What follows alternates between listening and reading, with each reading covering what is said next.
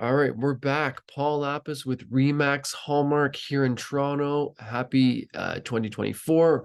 We're in the new year, and today I wanted to talk about the vacant home tax. So yes, it's that time of year when it's time to declare. If you own a property in Toronto, declare whether it was vacant or not for the vacant home tax. And the deadline this year is February 29th, 2024. Really important date because if you miss it, there are late filing and other implications you need to know about. So today I wanted to kind of talk a bit about the vacant home tax and what you need to know. So it was an initiative brought in. Its goal was to increase the supply in housing and discourage owners who have property sitting there vacant to make them available for potential buyers and purchasers. And the secondary reason is that any revenue collected goes towards the multi-unit residential acquisition program. So how the vacant home tax works? Well, if you're an owner of a property here in Toronto, you are required every year at this time to make a declaration as whether the property was vacant or in use. The tax does not apply if the property was your principal residence.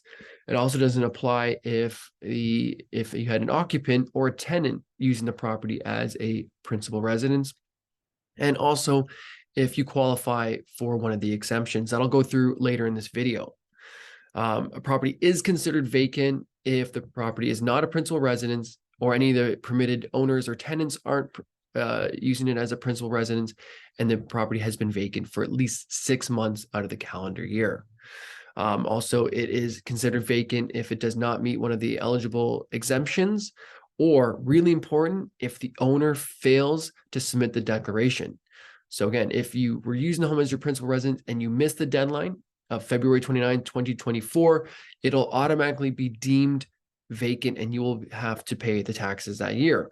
So really important, don't miss it. I will include a link to the city's portal to make your declaration. All you need is the assessment roll number and the customer number found on your annual property tax bill. And you have, again, deadline, you have 2 months to do this. So I would kind of jump on it now to take care of that. The vacant home tax calculation, I think this is kind of important to touch on. So for 2022 and 2023, it's 1% of the current value assessment. So this isn't the retail or sticker price of the house. It's more applies to the impact assessed value for that year.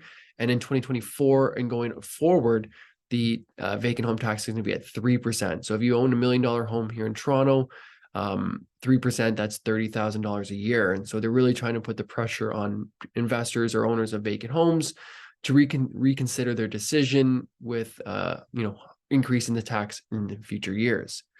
As again, how to declare, I mentioned, I will include a link in below to access the portal or at least the PDF to mail it in. Important definitions of occupancy status. Number one would be the principal residence of the homeowner. So this is a property where you reside, conduct your daily affairs, receive mail, pay bills, etc. You can only have one declared principal residence, and that even applies if you're absent from the property for extended period of time. So if you're gone for more than 6 months in that calendar year, but it's still your principal residence, it will be still deemed as a principal residence for the vacant home tax. So that applies to a lot of snowbirds or people who work abroad, let's say within Canada and abroad, and they travel a lot for work.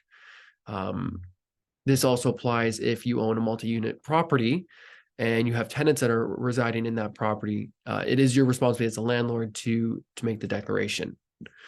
The other statuses are the vacant home eligibility, which I'm going to go through after this. And the last status is vacant home. So that's any property, residential property here in Toronto that is vacant for more than 6 months out of the year. Exemption. So these are important to note. So if there's a death of a registered owner, you're allowed up to 2 taxation years to deal with the affairs of the deceased, and still have the exemptions if the home is sitting vacant. Repairs and renovations, another important one. So if you are renovating your property and it's beyond the point of normal use and you have all your necessary permits, then you have an exemption if the property is empty for more than 6 months that year. The other one is the principal resident is in care. So if the owner of the property is in a hospital or long-term care facility, they can have an exemption if the home sat vacant for more than 6 months. transfer the legal ownership, I'm going to go into a broader talk about that later in this video. But if you've purchased a property within the calendar year, you do have an exemptions for the if the property was vacant. So anytime during that year, if there's a transfer and it took longer than 6 months to move in, you can apply for the exemption of that land transfer or of that vacant home tax. And again, there's more details I'm going to go on about this video. The other exemptions are if the occupancy for full-time employment. So if you own a property within the GTA and you also own another property in Toronto, that's your not your principal residence, but you use for work, you can apply for an exemption. So I have a client like that who lives in their primary residence outside the city and has a property in Toronto, and they come to work regularly. They can apply for that property in Toronto for an exemption. And again, there's more on the city website about this. Some other exemptions are court order if the property was vacant through the courts, or if it's a new inventory from a builder or developer. And I don't have to go into those because that's more applies to builders. Really important. So the change of ownership and the vacant home tax. And so this vacant home tax has implications for property transactions for both the purchaser and the seller. It is the responsibility of both the buyer and the seller to make the appropriate arrangements after closing or before closing for the declaration to be submitted. Sellers should provide a copy of the completed and filed declaration of occupancy status to the buyer, and the seller should also provide a statutory declaration at the closing confirming that it has been filed. If you're a buyer and you've purchased a property, you should do your due diligence to ensure that you're aware, because ultimately, if you're the buyer and a previous year has not been filed or submitted or declared, you could be liable. So it's really important to ask these questions prior to closing, and your lawyer to get the property documents filled out prior to closing. So who is responsible? I think this is really important because we're in a gray area now. For properties that close prior to December 31st, it is the purchaser's or the buyer's responsibility to make the declaration.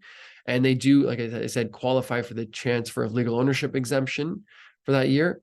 However, if the property has been transferred closes between January 1st and February 29th this year, it is the seller's responsibility to make the declaration for the previous year. Even, I should mention, under the transfer of legal ownership exemption, the buyer still has to make the declaration. Right? It's still the responsibility of the buyer for, let's say, for 2022, even though we're in year 2023, they can make that declaration. For 2023, even if they don't know if the property was vacant or not for more than 6 months, they can have the exemption from the payment, but they still have to declare that they're the purchaser of the property. And then what happens if the previous owner did not make the declaration? As I said, the property will be deemed vacant and subject to the tax and the fees, and the property could have a lien on it, and the purchaser, as I said, the buyer will be held responsible. Really important. I'm talking to my clients about this now. So whether they're current owner and they need to make their stuff, so I'm reaching out, making sure, and you should tell friends and family as well, it's time to make that declaration. And if you have a closing coming up, you should also look into, when is it closing and who is responsible for taking care of the documents prior to closing. If you have any questions, comments, feel free to leave them below. I'm always happy to help.